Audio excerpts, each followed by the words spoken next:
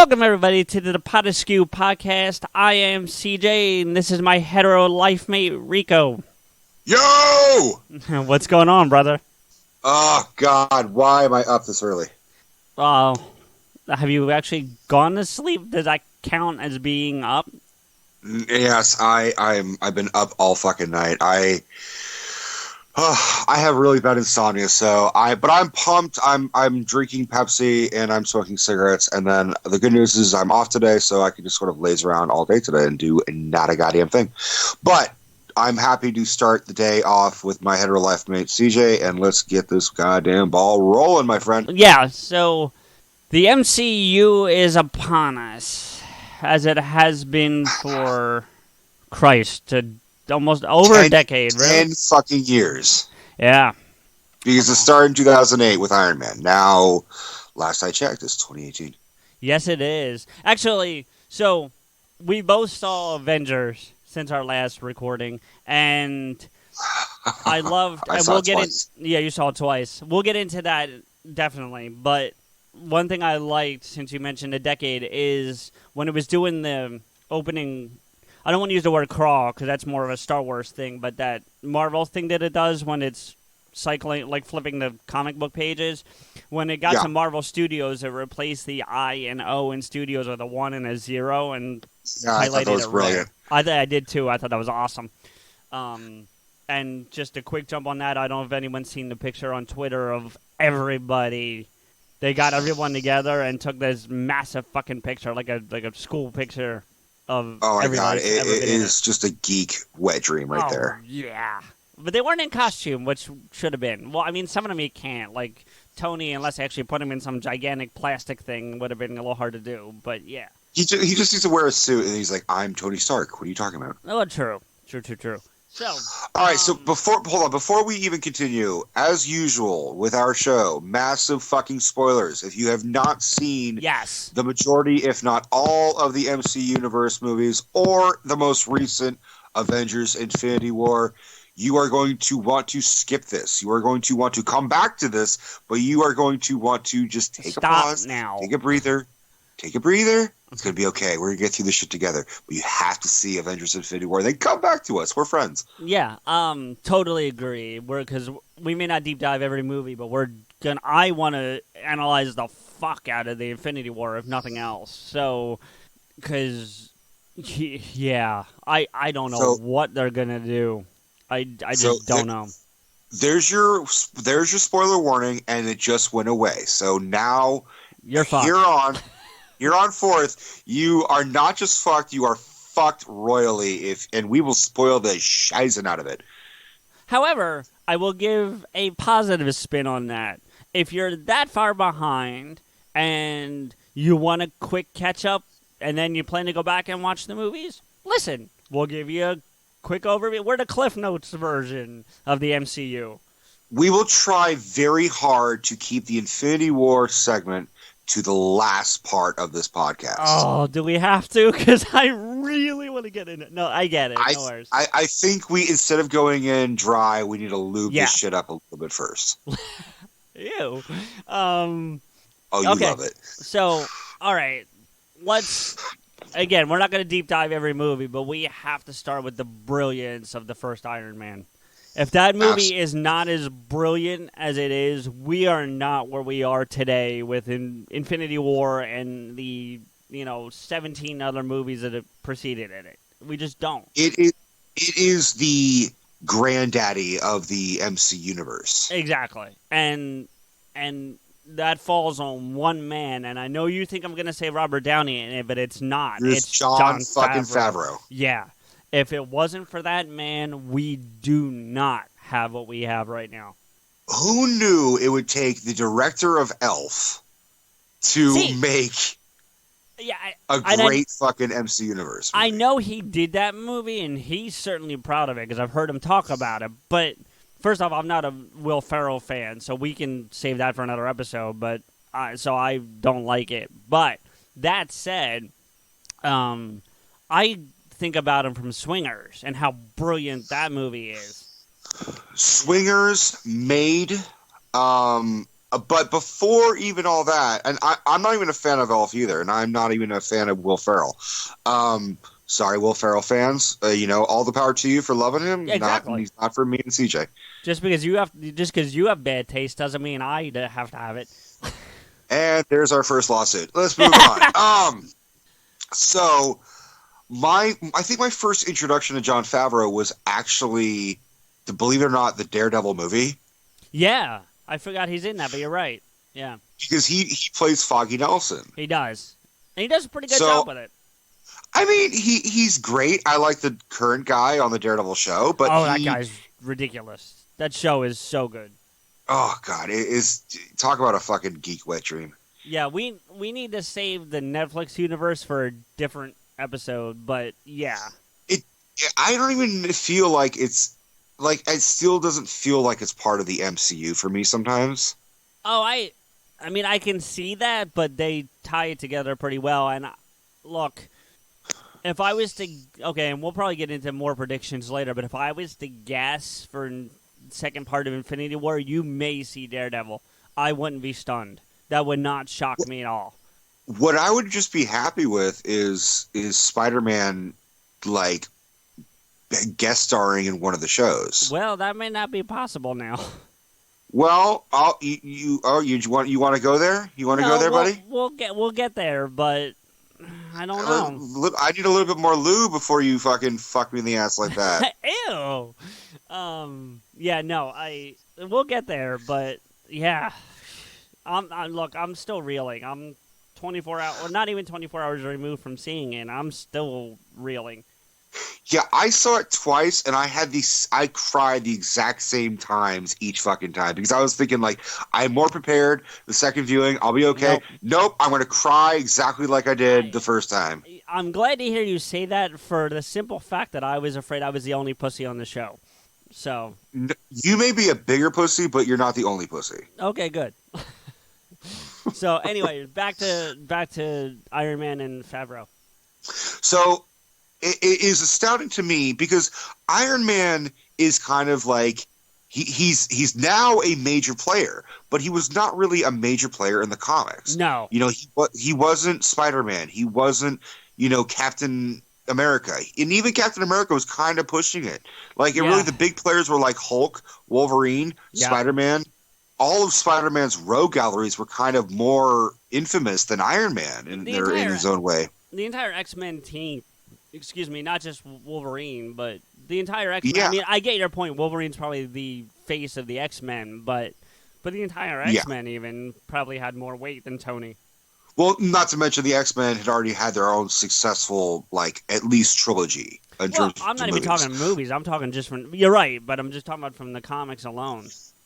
So when I heard Iron Man, they were going to make a movie with Iron Man, I'm like, what the fuck? Like, old Shellhead? Really? Like, okay. And it was fucking brilliant.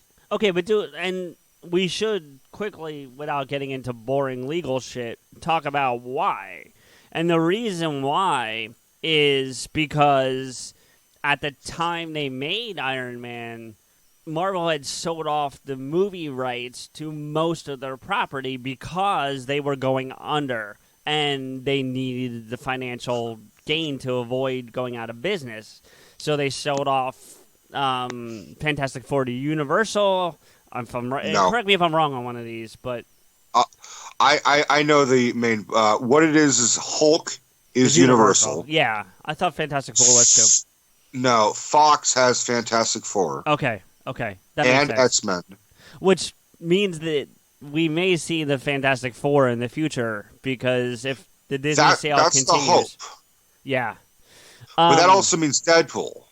Well, yeah, and we can get to that for a minute because the trailer for Deadpool 2 that preceded Avengers was awesome. I mean, it's out on the internet, so we're not ruining a damn thing, but, all right, there were two parts of that trailer, and I don't want to get into a deep dive on it, but there were two parts I have to bring up because they made me audibly laugh out loud in the theater. The first one was, you know how on any movie you'll see things like from the movie studio that brought you Gone to the Wind or whatever. Sure. Sure. This one said, from the movies theater or movie studio that killed Wolverine. I thought that was brilliant. And then there's been this back and forth thing between Deadpool and Hugh Jackman since the beginning, so it made sense, but I cracked the fuck up at that. And then the other part is there's some kind of fight scene. Looks like it's in a jail. I'm not sure. I'm not worried about that. I'll see it when it sees. But Cable stabs him with a knife in the shoulder, and he goes, "Man, you're dark. Are you sure not part of the DCU?" And I lost it. I thought that was like a nice little jab, no pun intended. But I laughed even harder when he said something like, "Take it easy, Thanos." Oh, yeah. That was funny too. I like the DCU jab better, but that was good too. But above all, my favorite like little thing that in the new trailer is that I don't know what his name is, like Phil or Larry or something. The guy with the mustache? And it's like the guy with who? The mustache guy? Yeah, the guy who's just like, "Do you have any special powers?" And he's just like, I have type 2 diabetes. He's like, "You're in." Yeah. And it just shows him skydiving, like all like serious on his face. Yeah. Okay. And I don't want to get too far off. It's like if Flanders joined the X-Force. Yeah. No, I totally agree. And I don't want to get too far off, but I will tell you that my only concern about Deadpool is it looks too big budget now. One of the things that made the first Deadpool so charming was that they made it for like next to nothing, and it was amazing. And I hope they don't over budget the shit out of this one. That's my only concern. Well, that's why the main director left. That's why the first director of the first film left. Is because the budget was getting too crazy, the plot was getting too ridiculous. See, I heard the other way around. He wanted to make the big budget movie, and Ryan Reynolds was like, no. No, it was the other way around. Ryan Reynolds wanted to go bigger, and he's like, now we have this money, let's keep going. And I forget the fucking guy's name. The first director. Yeah. He was like, no, dude, like let's make this. Because that was his debut. That was his directorial debut. He's like, I don't know if I'm ready to go big or go home. I'm ready to kind of like, make a sequel to our awesome film. We had a small budget. Let's get to it. But again, we don't know. We're just supplied information that we read on the internet because everything's true on the fucking internet. I guess, and I'm going to say this and we need to go back to the MCU, but sure. I think as long as they don't take away from what makes Deadpool, and so far from the trailers, as long as they haven't showed us all of it in the trailers, they haven't. Because there's those comments like the DCU jab and the I don't have any skills. Okay, you're in. As long as that's throughout the movies still, because that's one of the things that made that fourth wall break and those really smart-ass comments really is what made Deadpool for me. So as long as that maintains within the big budget shit, let's go. You know what I mean? I think there's a way of implementing Deadpool into the MCU. Oh, they have to. All they have to do is they have to have two versions of the movie. They have to have a PG-13 version for the kids to see. Right. And Deadpool could show up, but all of his dialogue is like bleeped. Well, and he's aware that he's being bleeped, so he can make jokes about it. Yeah. That's a good way to do it. Yeah, I like that. And at the same time, you have an R-rated version where it's unbleeped. Yeah, I mean, that's a way to go. I like it. I mean, and again, we're going to get into Infinity War a little bit later, but I'll tell you, that was pushing the high level of PG-13. It really was. Maybe not with the language, but even then, there was more in that one than in any other MCU movie that I've seen. I would say there was probably more language in like Age of Ultron than there was in Infinity War because like you think so? One of the first lines of dialogue is shit language. It's like but you really hardly had any like PG-13 excessive language in Infinity War. Maybe a couple like shits, but really not much. Someone was flat out called a douchebag and an asshole in Infinity War. And I'm not offended by it. I'm fucking almost 40 and curse like a sailor. But I'm just saying for the rating board, and then also, look, the level of violence pushes that PG-13 line, too. I mean, it's close. I mean, I, again, had zero objection to it, but they're pushing that line. I didn't think it was any... I think as a story, the impact is more genocidal, and that's scary, but I didn't think it was any more violent in terms of action fight scenes than your typical Marvel film. I thought it was pretty typical. Well, yeah, and like we said, spoilers coming, but with the amount of death that was in it, that's, Well, all right, let's go back to Iron Man before we segue to it. So, honestly, Jon Favreau was the director of it, and his first instinct was, I need to make this asshole likable, because Tony Stark is an asshole. Is an asshole. He's a very likable asshole, but when you break him down, he's an alcoholic.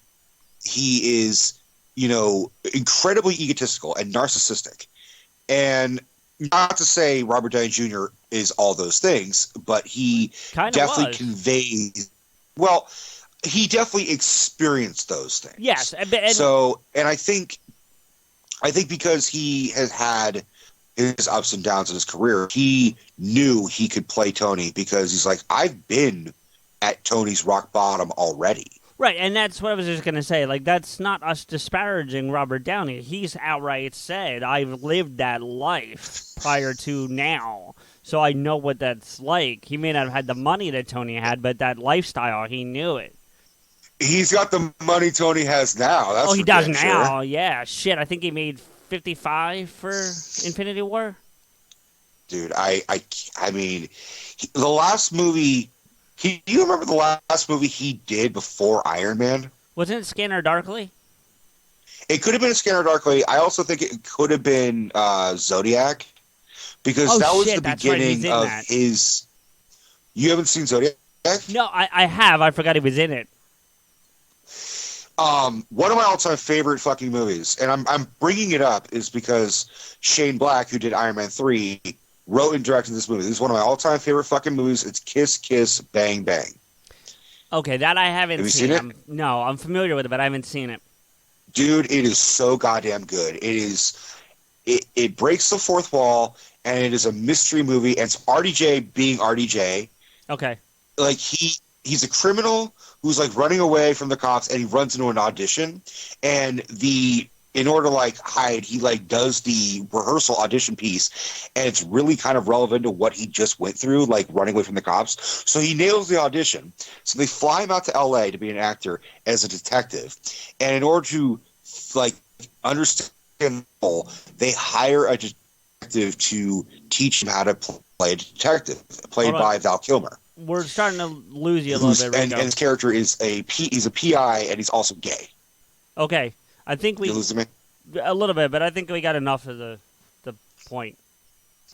I think it's because Bart passed by him, but every time Bart passed by, I always fucks with my Wi-Fi. So as he's learning how to be a PI, he and Val Kilmer actually stumble upon a case that they actually have to solve, and there's a lot of...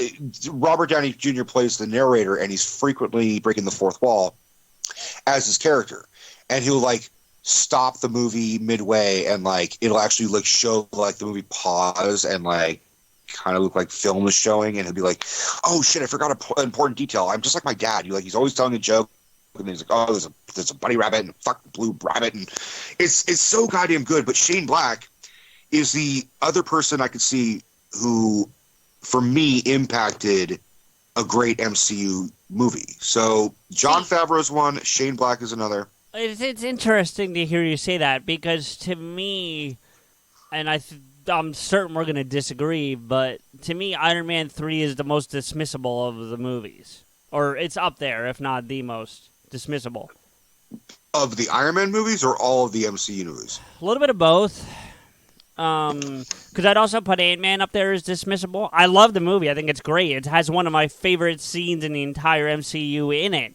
But as far as continuity for the overall story, I think it's really kind of dismissible.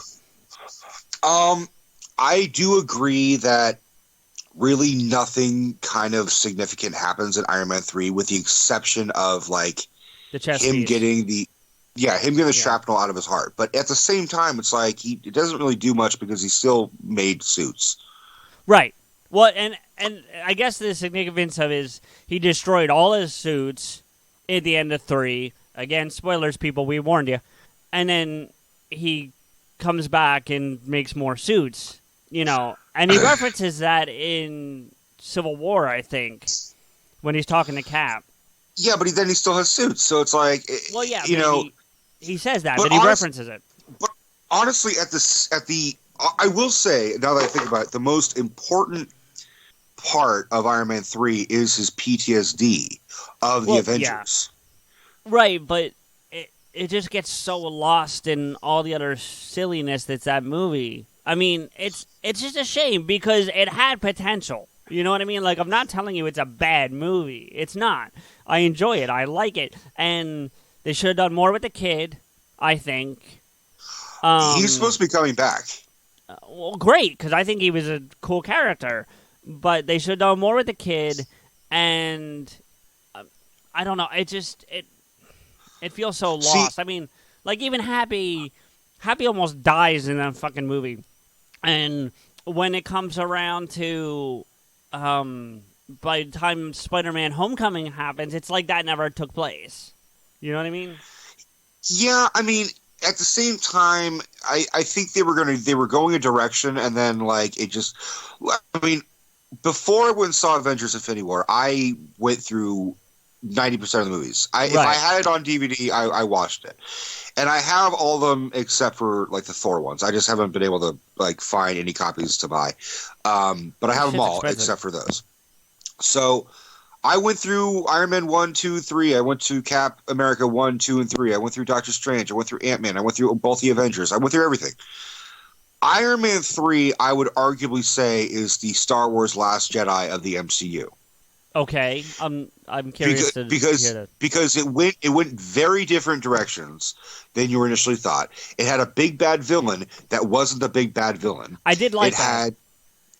I didn't mind that. I actually was okay with it would I like to see the more traditional Mandarin? Sure. Yeah, but I also was kind of like, okay, it is what it is. So whatever visceral anti-thoughts I had for Last Jedi, I had the polar opposite for Iron Man 3. Yeah, and I'm gonna sound like that the typical internet fanboy bitching person, but I didn't like that 85% of the movie he's not in the suit. Like, I mean, there were some cool aspects to that, but if I'm gonna see Iron Man, I want to see Iron Man. You know what I mean? I understand that, and I do agree with that, but I also think it was integral to the character because he clearly states at the end of Iron Man, "I am Iron Man," but at the same time, he forgot that he was also Tony Stark, and he makes that whole point to Spider-Man in Spider-Man Homecoming. Like, if you're nothing without this suit, you don't deserve it. Yes, and I think he had to go through some of his own growth in order to not just depend on all 47 of these fucking suits he made. No, I get it. And again, I'm going to jump around because I don't want to deep dive each movie, but and I'm just going to reference this and we'll come back to it. But Spider-Man scene towards the end of Infinity War broke me. No, stop.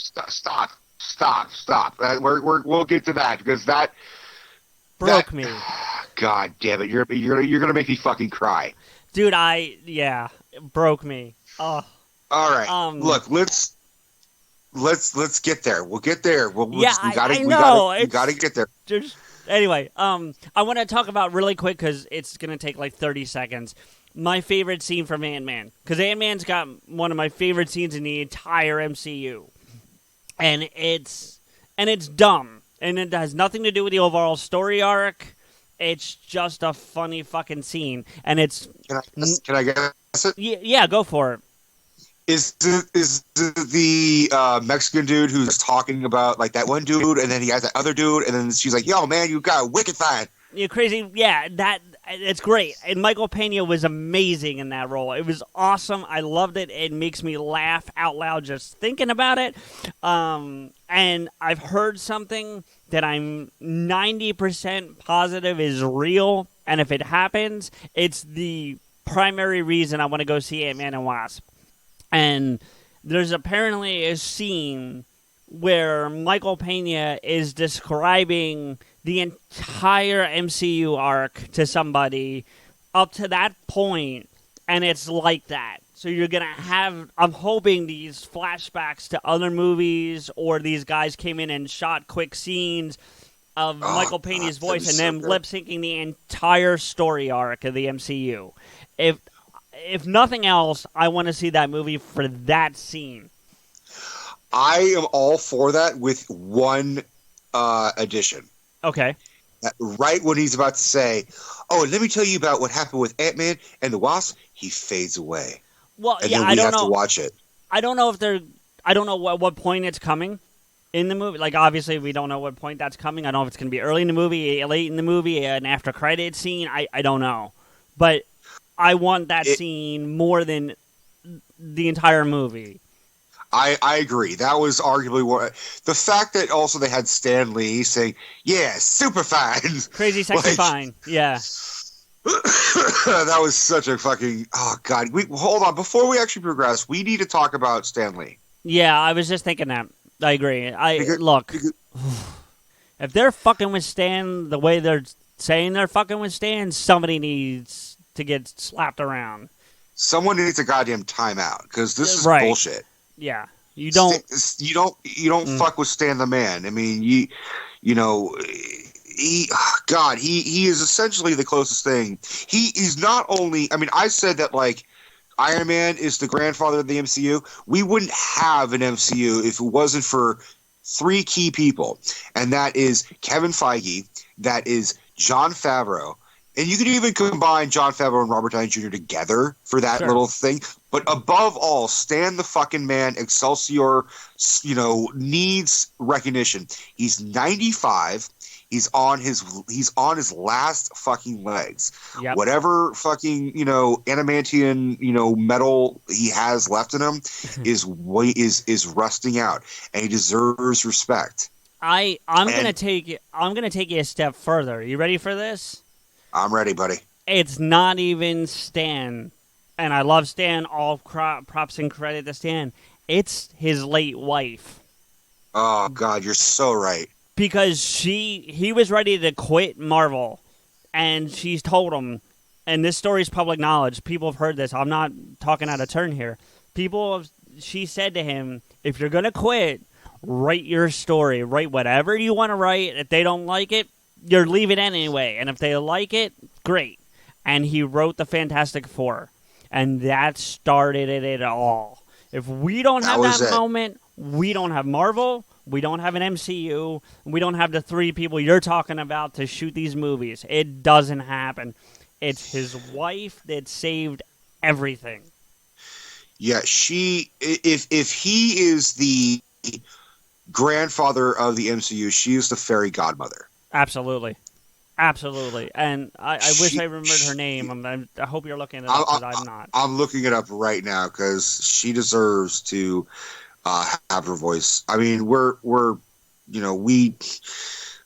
don't do our homework as much as we should on here, but like that, I'm talking about in terms of like fact checking and everything like that. I'm trying to find. While you're looking that up, I will say. Joan. What? Joan. Yes, that's right. Joan Lee. And we just lost her last year, if I recall. So July 6, 2017. Oh, yeah, God. She was 95, too. Yeah, I think Stan's 97. They're not the same age. He's older than her. No, I'm pretty sure. I think he's 95, but I'll look him up. Dude, I'm looking on this. That shows a little snippet. I guess she was in a couple of the MCU movies. She was in a couple of movies as well. She was in X-Men Apocalypse. Does it say what she was? She was Joni Lee. No, but doesn't say what the character was? Joni Lee. Okay, well that doesn't Unfortunately, it doesn't help me remember what the character was, but I get it. What she was, it shows a photo of her, and what it was it looks like she and Stan Lee were hugging each other outside of a door looking at some destruction. So wherever Stan Lee's cameo was, like I'll show you on the screen, but you're not going to see it very well. So actually, I see it pretty well, and I remember that. I know what that is. That's when Apocalypse is tearing the world. Well, I guess technically Magneto's tearing the world apart, but towards the end of the movie. Spoilers, dude. Come on. So, yeah, and one last thing we should say about it, and this is kind of like, I was going to say an homage to our Lord and Savior, but I feel like I'm taking it too far. Kevin Smith came out and said, if Stan needs a place to stay, he can come live with me. Come on. Kevin is easily the most generous fucking guy in Hollywood, but yeah, I also Stan. I don't know. I don't know the full story, but I don't know if Stan is being manipulated, or if his blood's being taken, or if he's fine. We may be looking too far into it because we care. I think he's fine, but I do think he's being manipulated at the same time, if that makes sense. Like, from a health perspective, I mean, he's 95 or whatever he is, so I mean, shit. But otherwise, I think he's all right health-wise, but I think people were manipulating him. I'm not sure about the blood thing. Like, I've heard the story, too. I don't know how true it is, though, and I'm not willing to speculate on that because it's too fucking weird. But right. As far as manipulation goes, yeah, I think that's happening to him. Because I work in an industry where I see that happen to people all the time. Yeah. And, I'll say this much. I work in the banking industry. I won't say more than that. And it happens in the banking all the time. And that's where they're saying it's happening to Stan. That people are fucking with his accounts. And so that wouldn't surprise me if it is actually happening. And if it is, it's a damn fucking shame. Because, first off, it shouldn't happen to anybody. Number one. Number two, on top of that, it's Stan fucking Lee. I mean, come on. Yeah. He's Shakespeare of this millennium. I mean, he really is. Whether you like Shakespeare or not, it's the impact level. Do you know what I mean? Absolutely. And it seems like they're now fully taking advantage. If there is anyone taking advantage of him, they timed it right after his wife died. Yeah. Oh, well, yeah, they totally waited. Yeah. It sounds like she was probably one of the only few people who was, like, still protecting his personal life. Oh, definitely. So, all kudos to Kevin Smith for offering him a place to stay. At this point, it shouldn't just be that, like, Kevin offers him a house to, like, recuperate or live or die in or whatever. The police should be involved. There should be a fucking investigation. Oh, and I think there is, and I don't think I just think Kev was giving him an opportunity to live. It wasn't even about protecting him, although I get your point, and I'm sure he would have. But it was just like, Stan, come stay here, be you, be Stan. You know what I mean? And we'll make sure that you get to be Stan. But yeah. He is 95, and unfortunately, life happens, and you need to prepare for things. And on a much lighter note, that's why they've shot like 10 Stan Lee scenes for the next movies coming, because in case he's no longer here, they can still put Stan in the movies because he's been in every one of them. Even he's been in every one of them. Yeah, he hasn't been in every single Marvel movie, but he's definitely been in every MCU movie. I think he's been in every Marvel movie too. I think he has. He wasn't in X-Men 2. Oh, X-Men 2, like the original trilogy X-Men 2? Picard and them? Yeah. Okay, you're probably right. I can't argue with that. But he's been in 90% of them. Even the MCTVU, if you will. I was just watching an episode of Jessica Jones the other day because I'm still working my way through season 2.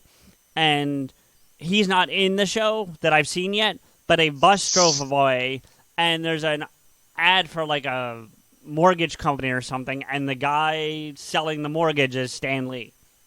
Yeah, if for the Defenders series, like meaning Punisher, Jessica Jones, all those ones, he's usually a photo in the background. Right. But he's still there. And it's homage to Stan, and it's awesome. Let me see if I can give you a trivia question without you looking it up. And I Sure. need to remember his name, but do you remember, like, Stan Lee has cameoed in tons of his products in terms of the movies. Can you name me the movie and the character that he plays where he actually plays a character that he wrote? Oh, God. So he's actually playing. So he's playing a character. So. He's not just having a cameo. Right. Well, I mean, even in all those cameos, he plays a character. But you're talking about like he's throughout the movie. Like he actually has a name instead of like Watcher Informant or DJ or whatever. Yeah. I can't. Not to get away from your question because I'm thinking about it while we're talking. I can't believe he actually showed up in Deadpool. Like I love that he did it, and I love that he was okay with it, and especially the role they had him playing. But I'm surprised he did it. Well, he said that was his favorite cameo he's ever filmed. Is it really? I didn't hear that. Okay. Yeah, he said that. That makes it that much more awesome, honestly. To your question, I don't know it. I'm gonna be honest with you. I just don't know it. Okay, I'm finding it. I just want to confirm that I'm correct. Okay, so it was Fantastic Four. Anyway, he plays Willie Lumpkin. Oh, the doorman or the guard or something. I didn't know that character had a name, but sure, I remember that. Yeah, because everything else, I'm going through his filmography, and like Hulk, he's security guard, and Daredevil, he's Old Man Crosby. He was in the Princess Diaries too. What the fuck? Yeah, let's not go there. Okay. But like, I mean, in X-Men: The Last Stand, he's Water Hose-Man. I was right. He was not in X-Men 2, but he was in Spider-Man. He was in X-Men 1, but he wasn't in X-Men 2. Okay. But I mean... so he's been in everything else with the exception of like X2 and I mean, we're getting all over the place, yeah, but to your point though, and it will bring us back around. He's been in every MCU, the current incarnation of the MCU. He's been in every one of them, at least for a few seconds. Which means if Marvel, and I believe they would do this, but I think they should do this, when he dies, they should have a intro or at the end of the film of every single cameo he's done as like a supercut. Or at least a bonus feature on the DVD release, you know? No, I think it should be, I mean, it should be on the DVD, but it should also be in the theater. I agree, but I'd be okay if it's at least a bonus feature. I agree with you, it should be at the theater. But if it's not, and it's at least a bonus feature, at least some form of homage to him, I'm okay with that. Yeah. It has, I mean, because, eventually it's going to get to a point where we're not going to have any more Stan Lee cameos, and we're going to just be looking for them out of habit. I was thinking about that yesterday, and it actually pained me to think about. I don't want to think about that time. I don't. It's almost more upsetting than what happened in Infinity War. No, I'd put it equal with, but yeah. It would be upsetting. But like you said, as long as they give him the proper send off when the time comes, then that's what they need to do, and I have faith that they will. Whether it's what you're suggesting or something else, they will give him the send off that he deserves. Yeah, they'll give him his due credit. Right. Okay, let me ask you a question. Yes. Who do you think, can you tell me a character that has evolved over the course of the MCU in an impactful way? Like for example, easy one would be Thor. Because Thor went from, arrogant, egotistical, bloodthirsty god, to basically being like more humble, not to mention he got his haircut and he got Mjolnir destroyed. Can you see another character? Because they're all going through all their own arcs, but not as significantly as like the main players like Captain America or Iron Man. Right, and personally for me, it is Iron Man. He's had the biggest transformation. And people make the argument that he is the reason they're in the mess they're in, and that may be true, and that's worth a conversation.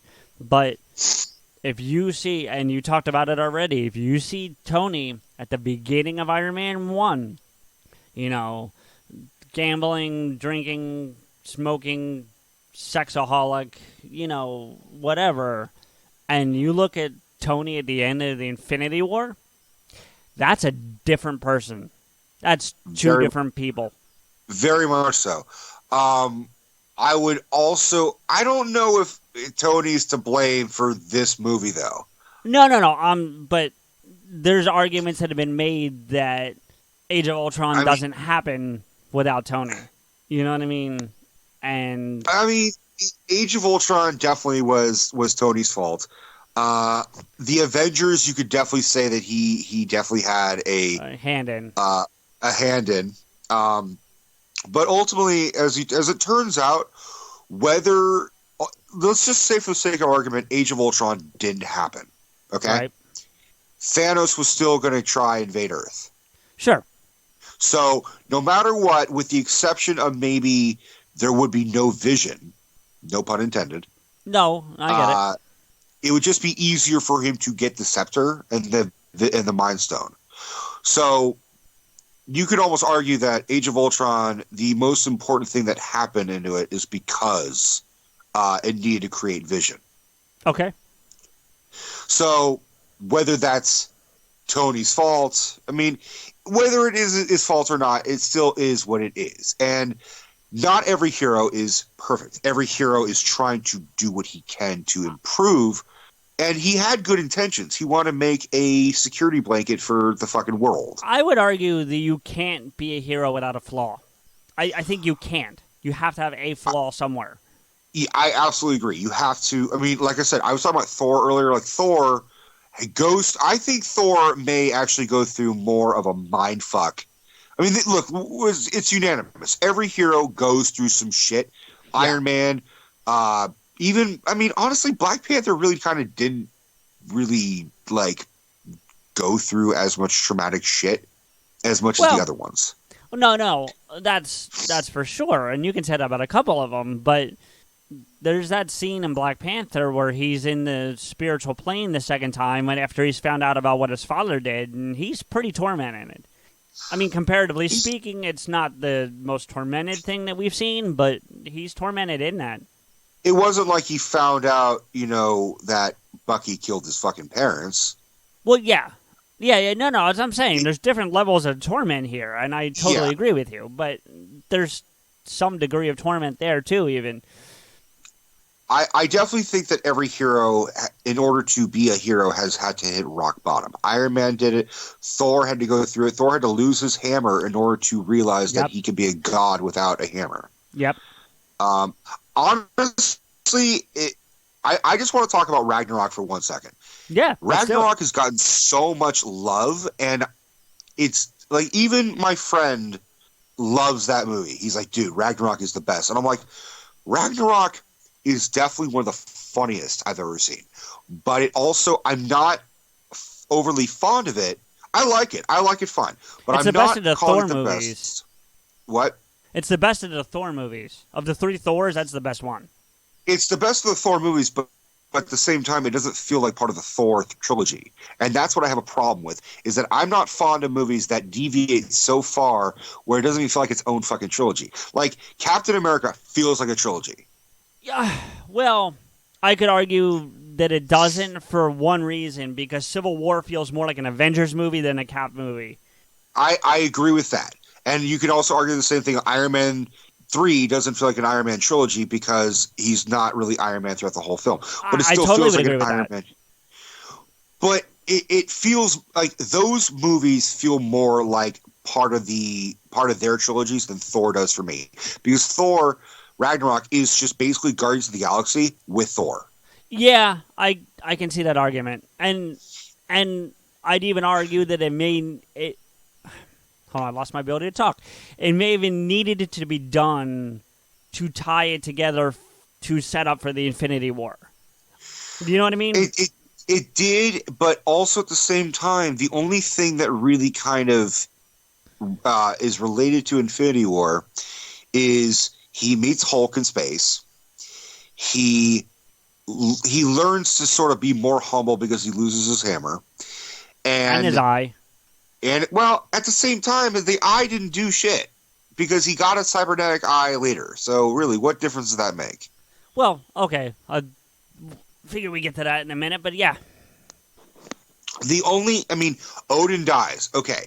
But at this really the only thing that really sets up Infinity War is the final credit scene, which is Thanos' ship arriving. By the way, Thanos' ship looks like a fucking Hot Wheels race car loop. Yeah. Wait, all. Go ahead. Okay. Silence. But I'd also argue the redemption of the relationship between Loki and Thor sets up for part of the Infinity War as well. Maybe. I'd like to think Loki would have, even if, Ragnarok hadn't happened, he probably would have been like, you know what? I'm going up against Thanos. I should save my brother one more time. I don't know. I do see your point, and I'm not saying that you're flat out wrong, but I don't know that. And I will tell you that... Oh, shit, I just lost my point. Fuck! I hate that. If I get it back, I'll go there. Damn it! I think the problem I had was just, it was too goofy for the sake of being goofy. No. I would argue that was more Guardians 2. Guardians 2 was so over the top, and I loved Guardians 1 so much, and 2 tried too hard, and I'll be specific, Drax. They tried to make him too much the what's the word I'm looking for? The comedy thing. There's a word for it. The comedy relief. Yeah, thank you. Oh, Christ, the coffee hasn't kicked in yet. Yeah, fuck you, you had coffee. And I know it hasn't kicked in. They tried to make him too much the comic relief, though. They put him too over the top, and they scaled him back a little bit for the Infinity War, which I liked. I don't mind him being funny with these one-offs, and I know we're going to get in Infinity War, but the scene where thinks he's invisible because he's moving so fucking slow, that was funny, but it was the right level of funny. Whereas I felt like with Guardians 2, they pushed that way harder. You know what I mean? They made it too much. Does that make sense? Yeah, I agree with that because it had to one-up its first one. But it didn't. That's the problem. They pushed it so hard, I think they made it worse. But, there are people who think Guardians of the Galaxy Volume 2 was better than the first one, so it's just our opinion. Wrong. But for Ragnarok, for me, it's did we really need Jeff Goldblum being Jeff Goldblum in that fucking movie? No. And apparently, from the little bit I read, he is the brother of the Collector, and they should have tied that together better than they did.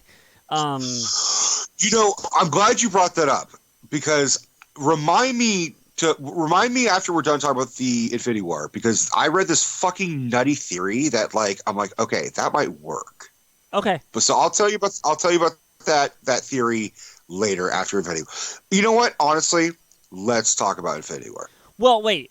Before we do that, there's a question I want to ask you overall MCU, because I think it's a good thing to talk about before we get to the movie. But I agree, we need to get there. Shoot.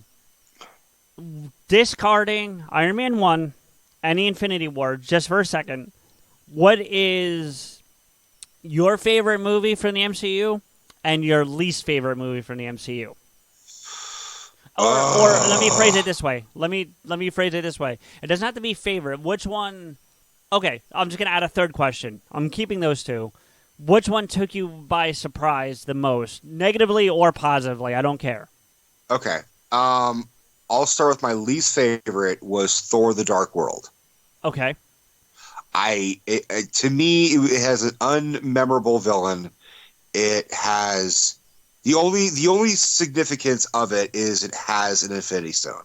So when I'm at work and I'm recommending the Marvel movies to people who I don't want to watch all of them. I just want to watch the ones that are important to Infinity War. I'm like, hate it or not, you got to watch the Dark World because it talks about Infinity Stone. Well, okay, and I want you to answer the rest of my questions, but to that point, I heard something I was going to bring up later anyway, but you've touched on it here, so I want to ask your opinion. I was listening to something where they were talking about Infinity War without spoilers, which was great because I didn't want that. But they said the only movies you really, really, really had to see if you've never seen the MCU at all to set up to go watch Infinity War was Spider-Man Homecoming, Black Panther, what was the other one? I think they said Guardians 1. Civil War. And Civil War, yeah, that was it. They said if you watch those movies, just those movies, you'll have enough information to go in and understand what's happening in Infinity War. Honestly, I would go Avengers. Okay, first one. I would go first Avengers. I would go Cap Civil War. I would go Thor Ragnarok. I would go... Oh, they did say Ragnarok. Ragnarok was part of that. I'm sorry. That's my fault. I didn't mean to cut you off. I would also go Age of Ultron for the introduction of Vision. Okay. I could see that. And I don't think you need Spider-Man Homecoming because Spider-Man Homecoming is his own personal story. It hardly even affects the Avengers. It hardly really affects Spider-Man or the Avengers on a whole. It just affects Spider-Man personally. I would disagree for one reason. The relationship between Tony and Peter. They set a nice groundwork for that in Homecoming. But which I think plays a role in Infinity War. What's that? Yeah, but you saw that there's more impact in what happens in Infinity War if you've seen that relationship in Homecoming. If you've only seen it in Civil War, I don't think it has the same impact when you see what happens in Infinity War. I agree with that. If you want the emotional impact, then yes, definitely see Spider-Man Homecoming. But you could argue the same thing, like, if you want the same emotional impact of the Guardians of the Galaxy, you should see both of them. You see what I'm saying? Yeah, I don't agree, but I get your point. I understand what you're saying. I don't agree with the premise, but... The only reason why we're saying see Spider-Man Homecoming is because Spider-Man in Infinity War broke our fucking hearts. Yeah. So we want you to suffer as much as we did. Yeah. Anyway, so I'll go back to my questions, though. So my least favorite was Thor: The Dark World. Also, I'm kind of fucking annoyed that they just dropped Jane Foster. I really would like to see a little bit of reason why it didn't work out, or at least just have one more little cameo. Right, and I know nothing in terms of why, but my guess is either Natalie Portman didn't want to do any more of the movies, or she was asking for too much money. But I don't know that for a fact. That's my opinion. I heard that she just wasn't into them anymore. She was into it because she signed up with I want to be with Ken Branagh. Ken Branagh doing a Thor film, and then I don't even know who the fuck did Thor: The Dark World. So yeah, she was such an ancillary character though that losing her didn't have a major impact on the overall story arc. I get your point, but it doesn't have that. It doesn't affect things too deeply to have her gone. But she has a significant part in the comics where she takes on the mantle of Thor. Oh, is she the one? I see that I didn't know. See, but you know more about that than she's Lady Thor, so it's really kind of like my same argument is that whether people want to acknowledge it or not, the Incredible Hulk with Edward Norton is part of the MCU. Oh, it is. It is. And I'm kind of wondering when the fuck is Liv Tyler going to come back? I don't think she's going to. I think the only way they're going to reference that movie is the General. I think that's the extent of the reference you're going to see to that movie. But you know why they keep bringing back Ross, right? The General? Yeah. Really, no. Because he's the Red Hulk. Oh, shit. Really? Yeah.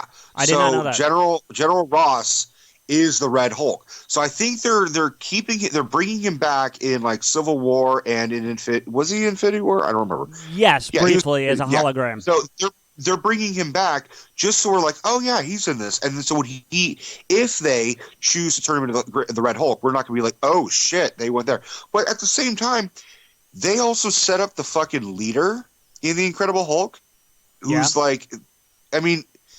and they just drop that for sure. Well, but see, and unfortunately, that goes back to the legal stuff between Universal and Marvel and all that shit. But real quick, my understanding. Go ahead. Teaser. There's a very important thing that we're going to talk about that involves the color red coming up when we talk Infinity War, because I didn't see that coming. Okay. We'll talk about that, and I'll tell you my thoughts on that. So my favorite one from between Iron Man and Infinity War, I still honestly like it gets a lot of hate, but I have a lot of love for Age of Ultron. Okay. Based primarily on James Spader's fucking performance as Ultron. Oh, he was so good. Yeah, he was so good. Like, for not actually ever appearing on screen, ridiculous. He has the most hypnotic and chilling and terrifying and calming voice. Like, it's a mixture of everything you fear and love. That delivery was... Oof. Do you understand that as an Italian, like, Pinocchio is sacred? Yeah. So when he did, I had strings, but now I'm free. There are no strings on me. You're like, fuck you, Ultron, for making me fear that fucking song. Okay, I'm going to tie our two episodes together for a split second, and I'm either going to get crucified for this question, or you're going to like it. I'm not sure. That performance as Ultron, on par with James Earl Jones as Vader? Not on par. Or is Vader just so far ahead of anything that you can't? Vader is significantly, because Vader, like, we grew to love and fear, and but that voice was so chilling. That's the point I'm trying to get at. I'm not looking at the characters, because Vader far beyond. Are you talking about the character? You're just talking about the voice. I'm talking about that voice delivery. I mean, Vader's a voice. All right, I'd put it this way. Let's quick hypothetical situation. You're in a dark alley, don't know where you are, and suddenly you hear Vader's voice behind you saying something menacing. I don't know, like, I'm gonna get you. I don't care, but he says something menacing. You're gonna shit yourself. I'd argue the same thing with Spader's delivery. I would probably be more unnerved by Ultron's voice because it has a hypnotic tendency in timbre in his voice where it's chilling and it's kind of funny because he's very deadpan and dry and witty. Yeah. Whereas Vader, even when Vader's cracking jokes like "Don't choke on your own ambition" or aspirations or whatever the fuck he says, he's making a dad joke. Yeah. Okay. So it's not funny. It's just really kind of like, I'm not gonna laugh because he'll fucking kill me. But with Ultron, it's like, I think if I laughed at his joke, he would just kill me later. Okay. Yeah, I get it, and that's what I'm saying. So, from a character, as the overall character arc, Vader is in a pantheon, Mount Rushmore, whatever you want to call it. Like, you can't touch Vader. But just from a delivery, it's fucking close. From a vocal delivery, it's fucking close. I'll give you the flip side of that. Okay. Ultron would not be on par with Vader, but fucking Thanos definitely would be. For the amount of ferocity that I saw Thanos unleash in that movie, as well as Josh Brolin's voice. Wait, are we talking overall character, or are we talking just delivery? I'm talking everything. Because, and we can get into this in a minute, but I actually found myself at points throughout the movie liking Thanos, or at least feeling bad for the guy. I understood. The fucked up thing was that we thought Killmonger in Black Panther had a reason to be. It had his own reason, and we're like sympathetic. Right. Thanos, whether you agree with his method or not, has a reason. Has a very sound point. Yeah. I have to be there with you on that, and I didn't expect that going in. That surprised me. Like, I wanted to go in and just be like, this motherfucker needs to go, and by the end of the movie, because of what happens, I found myself feeling that way. But up to that moment, not so much, if that makes sense. But it's really... Do you know the original reason why Thanos is all about, like, trying to fuck with the universe? Okay, so public disclosure, my knowledge of the books is not as deep as my knowledge of the movies. So okay. I've known who Thanos is. When I heard that name the first time, I wasn't like, oh, who the fuck is that? I knew that name, and I knew... I'm a person who does a lot of equivalence, and I'm also a big DC fan, not necessarily the DCU, and we'll save that for another episode. But sure. So I do a thing where I tend to equate characters between the two worlds. So like I do both as well. So Darkseid is Thanos, for an example. Do you know what I mean? Right. Yeah. Batman and Tony, or Batman and Iron Man, an argument could be made, and we'll do that one day, I'm sure, but you get my point. Like, yeah. So I know the gravity of the characters, and some of them I know their story more than others, but, I don't know Thanos' motivations as well as you seem to. The main thing with Thanos is, yes, he does want to, he does want to even out the universe. He does have that sort of thing. He also has his own sort of revenge thing because he was born deformed, and his mother wanted to kill him and tried to kill him when he was like an infant. Oh wow! And so he learned how. Yeah, he comes from like royal fucked up parentage and shit like that. Like he's like from a royal family. Okay, and he was hell bent on revenge from like a baby. So all he knew all his life was destruction and anger death. But the main thing was that he was literally in love with death. Meaning not just like, oh, I love death and destruction, but like he was literally in love with the physical embodiment of death. Okay. So like Cate Blanchett in Ragnarok is the goddess of death. Right. So I was really kind of surprised that they introduced her and then not have her be a main reason why Thanos was trying to bring down the world. Because I was like, oh shit, like she's Lady Death. Like that's the whole point. And then I'm like, can you kill death? Can you kill the goddess of death? Yeah, it's a good question. And I want to get back to those questions I asked you, but real quick, I do want to touch on how good was she in that movie? Whether you like the movie or not, she was ridiculously good in that movie. I thought she looked like she was having fun, but I expected more from her. Okay. I thought she underperformed personally. And the reason why is because she was overshadowed by all the humor, and she was overshadowed by fucking Korg and Jeff Goldblum. Like she should have been. I don't think he overshined her. I thought she was a more memorable villain, especially since she was the first female villain. Definitely. But I kind of want her to be more impressive, more charming, and more brutal than Loki. And I just kind of saw her as a female Loki. I don't know if I agree with that, but I need time to process that. I will tell you this. It was definitely better than the villain she played in Crystal Skull. So. Oh, for sure. I definitely agree with that.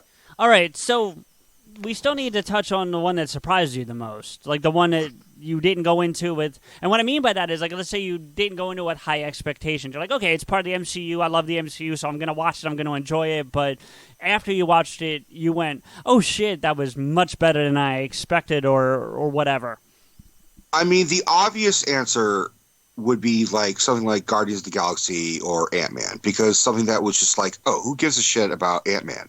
Or something like, who the fuck are the Guardians of the Galaxy? I mean, Guardians of the Galaxy, the first one, took me by total surprise. And I took everyone by total surprise, because you want to talk about how, like, Iron Man is, like, a lesser hero than, like, Spider-Man. I mean, he's not the top tier. Guardians of the Galaxy are, like, the even more, like, random, obscure, like, who the fuck is Groot? So, but that one, for sure, I had the biggest like, oh, wow, that was not what I was expecting. But I think the one that impacted me on a more personal level was probably Civil War. Okay. And the main reason why... Go for it. Yeah. Is because, one, you're right. It does seem like Avengers 2.5. Which I'm fine with, by the way. I'm fine with that, too. I'm happy with every Marvel movie to be basically another poor man's Avengers, and then they have their big Avengers movie. Yeah. I'm at a point now where I'm a little disappointed if we don't get a cameo. That's just me. Like, it doesn't mean I don't like the movie or I think they made a terrible movie or anything to that severity, but, like, I go into those movies now going, oh, God, who are we going to see? Like, even if it's 2 minutes. You know what I mean? Like, yeah. Yeah, I mean, we were happy that Falcon showed up in Ant-Man. We're like, hey, it's an Avenger. Right. Yeah. But for me, the biggest personal thing was because I liked Winter Soldier, but I didn't love it as much as everyone else did because I think I was just kind of like, I was like, it's Captain America. Oh, well, whatever. But after rewatching it a couple times, like, okay, Winter Soldier's really fucking good. It's arguably one of the ones that changed the fucking tone of the MCU. Oh, because for sure. It became like a 70s espionage political thriller that just happened to have Captain America in it. Yeah, I gotta tell you real quick. As a whole, because I don't, and we could spawn a whole thing, but because I don't really consider Civil War a Captain America movie. I know in the official layout it's a Cap movie, but I don't consider it a Cap movie. I'm not a fan of the Cap movies. Like, I get their place, their purpose, and you need them to have the MCU play out the way that it does. Like, if you don't have those, it doesn't make any sense. But, and that's all of them. I mean, again, if I guess I can't say all of them. It's just the two because I'm discrediting Civil War as more of an Avengers movie. But I have a fondness for the first Avenger because it's set in the 40s and I'm a 40s nut. I love the 40s and 50s and shit like that. Oh, good. Then you're gonna love coming to our wedding. I'm invited? Dude, how are you not invited? I didn't know. I appreciate that. I'd be happy to come. Fuck if I had my way, we'd do an episode live from the reception. I don't think Dev's going to let that happen. But I don't think people at your reception are going to be like happy to hear us make dick and fart jokes and talk about the Avengers and shit. Well, yeah, but still. Anyway, we'll get into that because I have some ideas, but let's get back to your point. So, Civil War impacted me on a personal level because even though I saw Winter Soldier, I had completely fucking forgotten that Bucky killed Tony's parents. Yeah, but you don't find that out till Civil War, I thought. Or am I missing something? Maybe I'm losing you a little bit. They gave you a clue in Winter Soldier that Winter Soldier killed Tony's parents. Okay, I have to go back and watch it, I think. It's during when they're talking to the Armin Zola computer thing, and he's talking about how right, because they showed the scene. They showed the camera angle, right? Don't they show that? No, it showed a newspaper. That's right. Okay, I do. Yeah, this is starting to kind of come back to me now.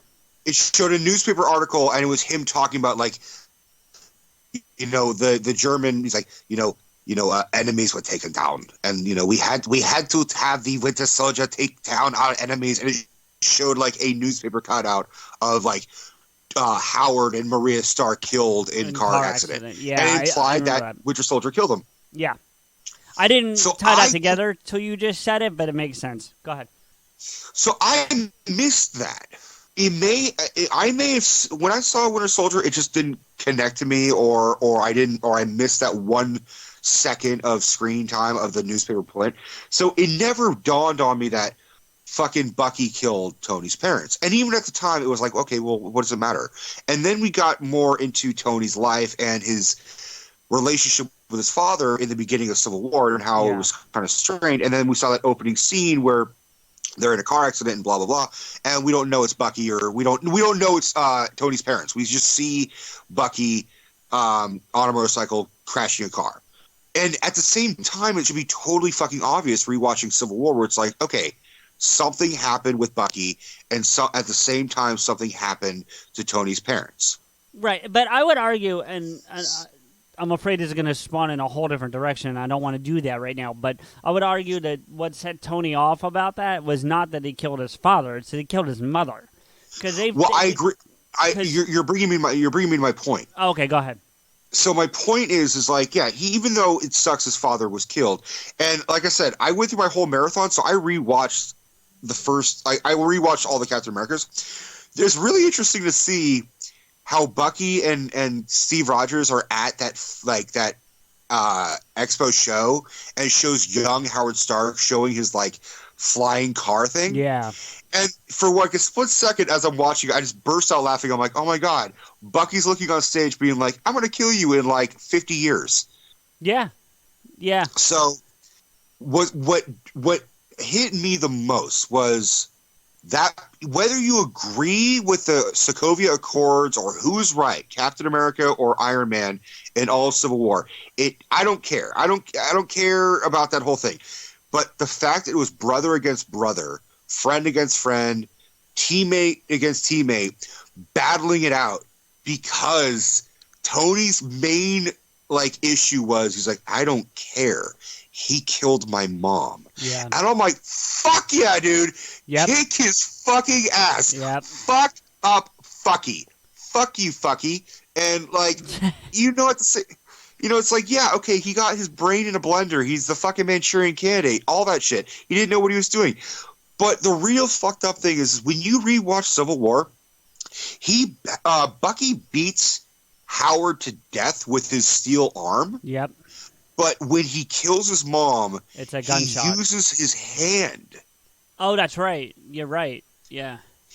He chokes her out. Yep. It's a more personal death. It could have been quick. It could have been just as brutal. But he's like, nope, I'm just going to slowly suffocate you as you sit there in fear and agony and just be terrified. And your last thought.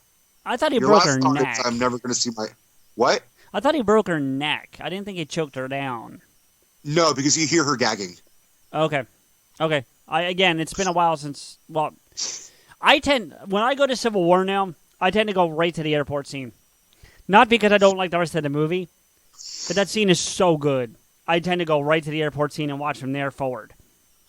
I would also argue, as a villain, Zemo is a far more interesting villain than the other generic villains that we had, like, Guardians of the Galaxy or Thor: The Dark World. I mean, his plan, he was unbelievably fucking lucky that it worked out how it did. Yeah. And in no way would that exist in a real world. That only exists in a comic book world. Yeah. But I like the fact that he was just a man who was out for revenge. It was the Civil War is just a personal film. And that's why it hit me on a more personal thing because, we never saw Tony and Steve, meet up in Avengers Infinity War. So I'm still like, that is going to happen. Yeah. Where they're going to bump into each other and there's going to be some fucking dialogue. Well, and yeah. I'm curious. I'm very curious. And we're gonna get to that because I definitely want to deep dive that. That's the one I want to deep dive is Infinity War. And I don't want to get into a giant political conversation, but you know that they changed the Accords in the Civil War, the movie, from the comic book. This is one of the comic book pieces of information I do know. Right. From what happens in the comic books. Because of things that have actually happened in our real world, that they felt like it was going to hit too close to home for too many people. Are you okay with that change? I personally am, but I'm curious your thoughts. Yeah, I'm fine with it because the MCU does not necessarily have to bleed into our world and vice versa. Right, and it also doesn't have to mirror the comics directly. I don't think. Yeah, it doesn't have. It could be its own new thing because if it's a direct adaptation, we're gonna know everything. Yep. So there's not gonna be a surprise. I don't need there to be any references to like President Trump in the MCU. Oh, God, I hope not. But anyway, go ahead. No, because the president in their one is fucking the dude from Shawshank. Yeah. I don't remember his name, but I know who you're talking about. Yeah. So William Sadler, that's his name. Is that the character or the actor? That's the actor. Yeah, I was trying to remember the character's name, but that's fine. It's not important. President Ellis. That's it. Thank you. Damn. See, I just rewatched all of them, so no, I know. I have a brain like a sponge for this shit. No, I usually do too, but I'm just not firing on all cylinders today. So yeah, but also I would say Civil War is the most recent linchpin where everything is like it's the most biggest event that if you like just need a quick like what the fuck did I miss? Just watch Civil War because Vision is there. The majority of Avengers are there, but it's a big fucking deal because Rhodey gets paralyzed, even though that really didn't last long. Yeah, but you knew it wouldn't. You need to see it, but Cap and Iron Man have a falling out. The Avengers are broken up, and Captain America gives up being Captain America. He becomes Nomad. Is that the character? Is that what? I didn't know there was a name for that. It's a name, but they didn't explicitly call it. They basically said he is in the vein of Nomad. He has the spirit of Nomad. Yeah. So whenever someone's like, "What's the biggest one I should see that would make Avengers: Infinity War make the most sense?" I'm like, just watch Captain America: Civil War. That's all you need to do. Maybe that one and Guardians of the Galaxy. Yeah, I feel like there should be another one, but I'm not sure which. But I get your point. Well, I don't disagree. Honestly, it'd be Civil War, it'd be Guardians, and it'd be Thor Ragnarok. There you go. I would agree with that. If you want a little bit of okay, so let's. I'm gonna answer my own question in a minute, but to your point, the Wednesday before I saw Avengers: Infinity War, which was yesterday, I was listening to a show where people were talking about the Infinity War without spoilers, which I very much appreciate. And the one thing that everyone on the show kept saying was you kind of need to see Black Panther to... and I can see you because we're doing this on Skype, and I know you're about to shake your head and disagree. And I agree that you don't need to see Black Panther. But I can tell you, I appreciated the last act of Infinity War more because I saw Black Panther. Does that make sense? So you don't need it to be able to enjoy the story or understand the story. But I don't think I would have had as much enjoyment of the story. Not even emotional. I don't think the emotion because... Well, maybe a little bit, but I definitely appreciated the story more because there are little things that are done in Infinity War that come from Black Panther that if you haven't seen it, you won't fully understand. It doesn't mean you wouldn't understand the story, the overall story arc, but you wouldn't understand these little things that are happening. And an example is like when the, I forget the name, but the ape tribe come down and help T'Challa, and he thanks him. He's like, "Thank you, brother, for coming." Like that dynamic, what doesn't make sense if you haven't seen Black Panther, or it doesn't make as much sense. You know it doesn't hit as home if you haven't seen Black Panther, right? And that's what I'm saying. But you could watch it and still be like, okay, it's just an African tribe helping him out. Exactly, I agree. And that's my point. There's these little things that make more sense if you've seen Black Panther, but if you haven't seen it, you're not lost. That's all I'm saying. That's the same argument as you should see Spider-Man: Homecoming to set up for that emotional, or even just to say it's the same thing and being like, okay, you want to see this character. So the argument is you just need to see every MCU movie before you see Avengers. Well, okay. I mean, yeah, fine. But so because it's the same rules apply but also I'll give you the main reason why Black Panther is important because Okay, spoiler. One last warning for spoiler. Black Panther fucking dies.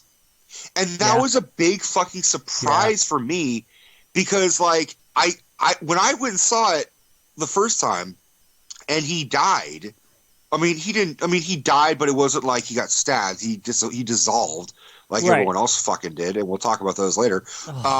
It pains me just to think about that scene. Oh, not him, but that whole sequence. Bear with me, buddy. Stick with me.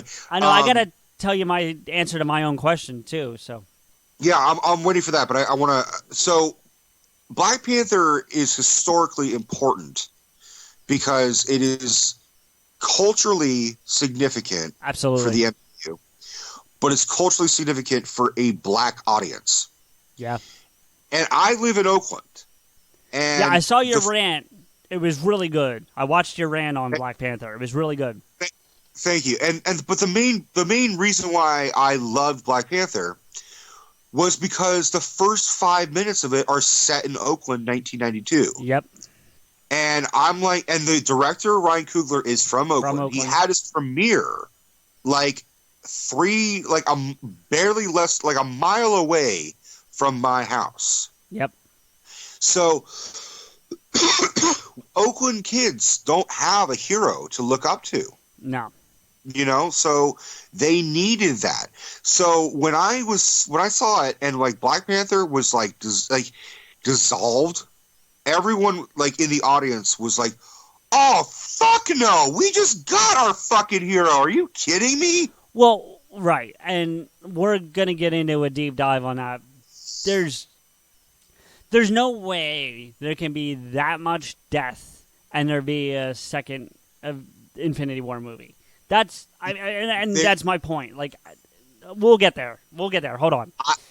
Okay. I do think some are coming back. I don't think all of them are coming back. I can agree with that too. But you can't have that much death, leave it, and have a second Infinity War movie. You can't. But we'll get there. Let me answer my own question. I want to know your questions first. I want to know your answers to your questions. So I'm going to do them out of order than the order I asked them in. The one that took me most by surprise was Doctor Strange. I went into Doctor Strange with zero expectations. I bought it because it was part of the MCU. I thought I would throw it on my shelf. I knew I'd watch it because I watch them all. I'm not going to not say I wasn't going to watch it. But I figured I'd watch it once, throw it on my shelf, and it would just sit there. And kind of like Ant-Man, with all respect to Paul Rudd and everyone who worked on that movie, but that movie has been on my shelf, and I think I've watched it twice. Once when I got it, and maybe once after that. It's just, as much as I love that scene with Michael Pena, as a whole, the movie, you know what I mean? It just doesn't have that pull. And there's some great things in it, like Michael Douglas was awesome. You know, even Evangeline Lilly was really good. I like how they're setting up for Wasp. I saw the trailer when I watched Infinity War, and I'm actually excited to see it. I do want to see that movie. I probably won't go to the theater, to be fair, unless I have to, but I think it'll be out on Blu-ray before anything significant else is coming, like the second Infinity War, so I'll be able to get it and watch it at home. You know, and quickly to that point, to the point I was trying to start earlier when we were talking about Black Panther, I heard that description about you need to see Black Panther before you see Infinity War, and I had already bought my Infinity War tickets. I bought Black Panther tickets for that night and went and watched Black Panther so that I'd have that gap filled. But anyway, yeah, Doctor Strange, I had zero expectations. I knew a little bit about the character because he plays a role in I think they were called the New Avengers, and it didn't last very long. It was him, Wolverine, Ghost Rider, and a character called Darkhawk, who's dead now, though. Like, he doesn't even exist. Yeah, I don't know writing the book. He was actually my first comic book, was that character, and I fell in love with the character, and it fell apart. But it was a teenage kid that found this crystal that came from space, and I forget how it worked, but he could do something, and it basically gave him this flying Iron Man type suit, but it wasn't jetpacks. It was like flying abilities. It was like a cross between Iron Man and Falcon. That's a good way to describe it. Sounds more like a combination of Green Lantern and Falcon, I mean, honestly. Well, In the sense that the stone comes from space, yeah, I could see that. But I'm saying from the suit dynamics, it's more of an Iron Man Falcon crossover. But in the fact that the stone comes from space, yeah, I could see that too. The Green Lantern tie-in. So I knew a little bit about Doctor Strange because he was like the leader of that group. So he was like the Nick Fury of that group. But I still wanted a movie with okay, I'm gonna watch it. And then I remember turning it off and going, "Holy crap, that was good!" Like, Debbie and I watched it together, and we both turned to each other. And I remember saying to her, "Did you expect that to be as good as it is?" And she was like, "No." And we watched it like 3 more times over the next 4 nights because we liked it so much. And it's quickly become one of my favorites in the MCU. Is it the most impactful or the most significant? It's certainly not the most impactful. It might be. It's growing in its significance based on what happens in Infinity War. But it really was really good. It stunned me how much I liked that movie. And that has another villain that is not just your generic I'm evil villain, because Caecilius was like what I love in terms of a good villain is that, and they have to defend their villain. They have to believe what they believe. Yeah. They personally may not agree with it, but they're like I love this great quote. I think it was Javier Bardem, and he said, all actors have to be lawyers for their characters. Yeah, I could see that. Because he was like getting a lot of like shit for like No Country for Old Men. Like, how could you play this character? He's like, first off, in his mind, he is a hero. Yeah. Every villain does not look, unless you're like the Joker. No one, like every villain thinks they're their own hero to their own story. So if you could see their point, like Thanos, or Loki, or Caecilius, or whoever, or even Killmonger is a great example.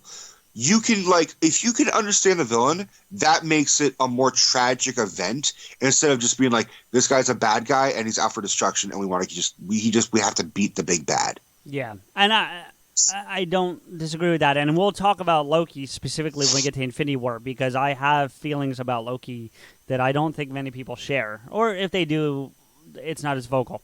But sure. But yeah, that movie took me by surprise, Doctor Strange, and I love it now. It's like I said, it's one of my favorites. It might actually, again, just excluding the first Iron Man. And actually, I'm going to exclude all the for me, I'm going to exclude all the collective movies, I guess, for lack of I don't have a better way to put it, but so both Avengers. Ensemble. Thank you. That's the word I'm looking for. I'm going to, and that to me also excludes Civil War, even though it's technically Captain America. We'll call them the splash page movies. There you go. That's a good way to put it. I like that.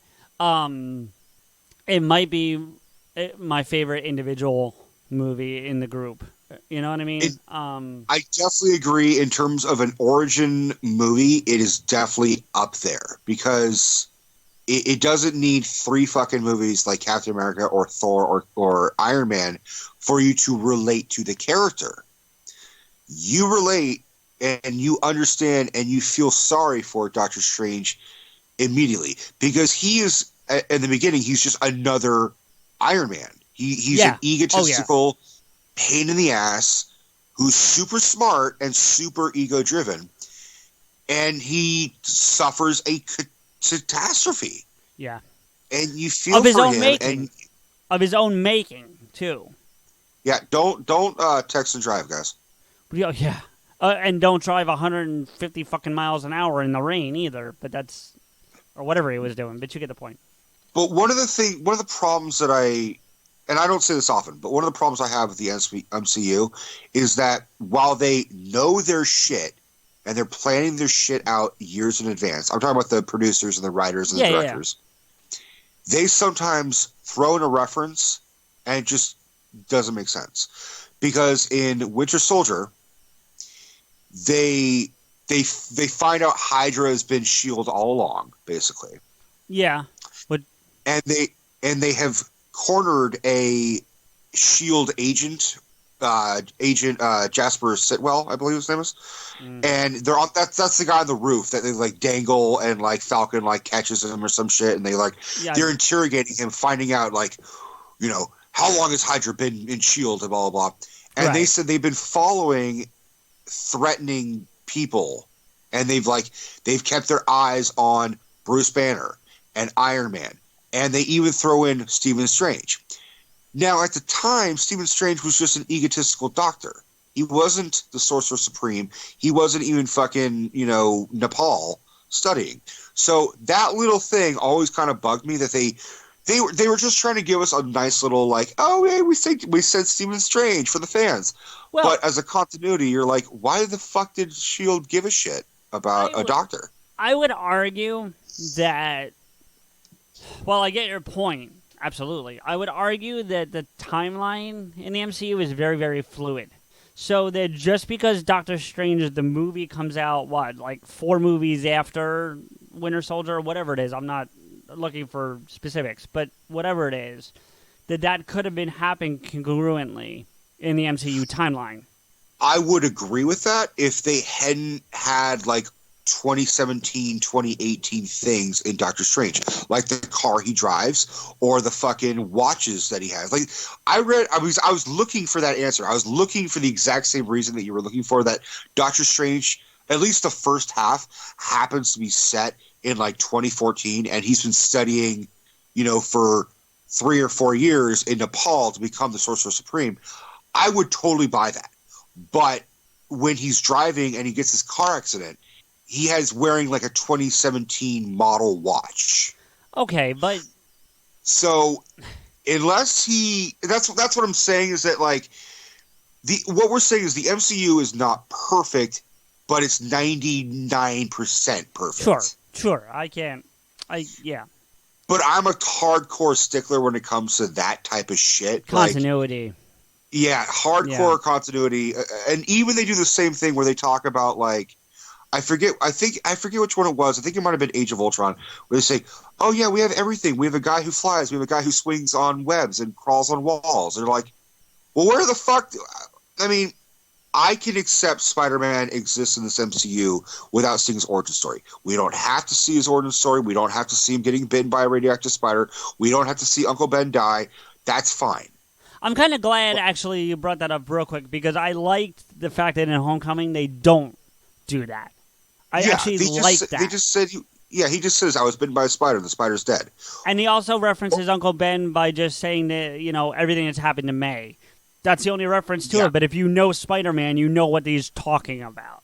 And I would argue that Tony is the replacement for Uncle Ben. That's a good argument. I could see that.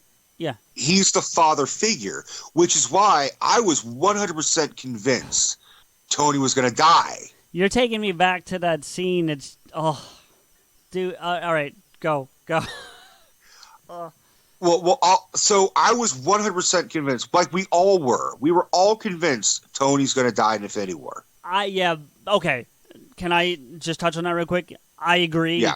I just didn't think it would happen until the second one. Do you know what I'm saying? And as it stands now, and we're transitioning into that movie anyway, so I can say this at this point, but he's obvious he doesn't die in this one. But if he's going to die, I honestly, even before I went in and saw the movie, I did think Tony was going to die. Yes. But I honestly didn't think he was going to die until the second one. Even if there was death in this one, which there was, I don't think Tony's going to die, if he dies at all, until the next one. I thought he was going to die for the obvious reasons. That was like, oh my God, he's been here for 10 years. We've grown to love the character. We've grown to accept the character. We've seen him grow. We've seen him fall. We've seen him rebuild himself. We've seen him fight against the other Avengers and tear it apart for his own reasons and whatnot. But another reason was I thought we never got that Uncle Ben death with great power death. So that was filling that void because Tony was becoming the surrogate father figure that Peter doesn't have. Yeah. And we never got to see with his Peter. So that part that we saw in the trailer, which was him saying to Tony, "I'm sorry," I was convinced that was him saying, "I'm sorry, you're dying. I'm sorry I couldn't save you." Not, spoiler, "I'm sorry, I'm dying, Tony." Yeah. All right. Because at this point we have to do the war, but God. Wait, well, let me, because I never answered the rest of my own questions. I only did the most surprising one. You're gonna have fun editing this. Oh, I wanted to jump around like this, so I'm fine with that. But all right. So favorite, yeah. I guess if I'm doing the disqualification I did of ensembles, I guess I had to take out the Guardians movies too. Really, right? You could keep the Guardians because the Guardians are their own separate thing. They don't. It's have like one the other character, Avengers right? Even though it's made up of 4 or 5 people, it's really one character. Yeah. The Guardians themselves are a character. It's an origin story of these characters, but primarily a Star-Lord. Right, and okay, so then Guardians is probably my favorite, the first one, Volume 1. I love that fucking movie. I can watch that over. And what's your least favorite? I'm thinking about it, but to touch on one reason why it's my favorite is besides the humor, because I like the level of humor that's in it. Like, it's not too much, but it's enough. The interaction with the characters. I love Rocket. Rocket might be one of my favorite characters, period. Like, he just makes me laugh. Do you know who Bradley Cooper based the voice on? No, I don't know that. Did you ever see Goodfellas? Like once, years ago. Yeah. Oh, you need to rewatch Goodfellas. So he based it on Joe Pesci's character. I could see that. I remember enough of it that I could see that. That makes sense. But yeah, I love that movie. I think it's really well done. Least favorite. Like, part of me draws right to Ant-Man just because it's so most dismissible, but that doesn't make it my least favorite. But Ant-Man really is dismissible. I'm sorry. It is. I hope that they rectify that because Paul Rudd does a really good job as a character, and he plays it so well, but it's just so dismissible to the whole rest of the MCU. Ironically, I might have to say Guardians 2. I knew you were gonna fucking say it. It just didn't hit for me. I understand the significance of some of the things that take place, and it's definitely setting up for some things, but that could happen post Civil or Infinity War. But yeah, it definitely gave me one of the funniest memorable lines ever, which is, "I'm Mary Poppins, y'all." Yeah, that was good, and that's part of it. Yondu getting killed off sucked. Like, and that's a Kevin Smith little throwback right there because that's Michael Rooker. Yeah, absolutely. Well, it's not even because of his role in Smith's movies, because fucking I hated that character in Mallrats, which was the idea. You were supposed to hate that guy. So, I mean, he did it right, but Michael Rooker, apart from Mallrats, one of my first introductions to him, apart from Henry Portrait of a Serial Killer, which is a fucking fucked movie. If you've never seen it, you really have got to like not eat anything before you see that movie. It's so viscerally raw and it will fuck you up. But and obviously ignoring The Walking Dead. I mean, he's amazing in The Walking Dead. But I was introduced to him through the movie Slither. Okay, I may have seen that, or don't recall, but I know of it. Slither, Slither is also written and directed by James Gunn, who did Guardians of the Galaxy. Yeah. So it's both a zombie movie as well as an alien invasion movie. So it's a total creature feature. Okay. But he plays like a guy who gets infected by a fucking alien slug and turns into this giant blob host alien creature thing. Interesting. It is so fucking gross, but it is absolutely fucking hysterical because he has some of the funniest like performance where he's just like craving meat So he's just like going to a grocery store and just like meat, and just buying pounds and pounds and pounds of meat. Yeah. Because he's like now he's being controlled by an alien, so he's just like meat. Okay, sounds interesting. Sorry. No, you're good, man, you're good. Holy shit, these motherfuckers won't shut up. What's going on, everybody? It's CJ. I jumping in to let you know that we decided to split this conversation into 2 episodes because we haven't even gotten to the Infinity War, and Rico and I spend 2 hours alone just deep diving that. So I thought it would be best to stop it here, let you guys absorb the foreplay that is the MCU conversation, and on our next episode you can get that deep dive into the Infinity War, hit the climax. Thank everybody for listening. Please check out our show. If you obviously aren't already subscribed, go to iTunes, Stitcher, Google Play Music. Thank you to Podcast Garden at www.podcastgarden.com. That's our hosting site. Great place for any of you budding podcasters out there that are looking for an affordable place to store your podcast. Podcast Garden is the place to go. Check out the show on Twitter at PodAskew. That's PodAskew. Check me out on Twitter at M_Blade, and check Rico out on Twitter at RantsRico. Also, don't forget to check out his YouTube channel, Rico's Rants. Pretty simple. Just do a search. It pops up. Quick thanks to Dubbed in English for the opening music, 96 Reasons. Thank you to Samuel Lemons, and the theme is Skew closing music. Dubbed in English is not available on the internet anymore. However, anyone interested, I can get you copies of the EP for Samuel Lemons. Go to SoundCloud.com and search Samuel Lemons. You can find his music. He just dropped a new track that I have not checked out yet. But hey, if he's putting new music out, check it the fuck out. Otherwise, we'll be back soon with all kinds of Infinity War spoilers. Later. Hey, Rico, is that a giant space donut ship in the sky? Damn it!